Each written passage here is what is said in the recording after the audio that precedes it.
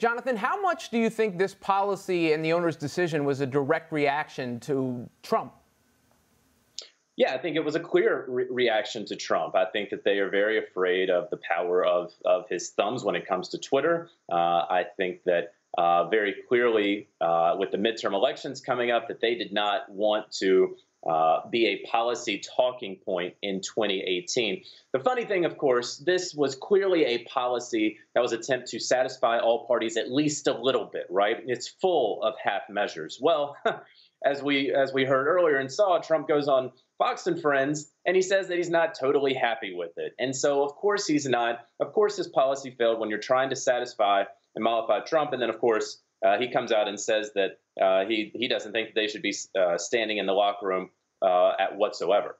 What boggles my mind about it is I don't know, with respect to the issue at hand, very important, but I don't know if this would still be a story without what he said last year and the NFL owners continuing to bring it up. Do you agree with that? Yeah, I mean, he absolutely took this and bastardized it and turned it into his own thing, right? This was originally, of course, about police brutality against black and brown people. It was about criminal injustice and the inequality in the criminal justice system.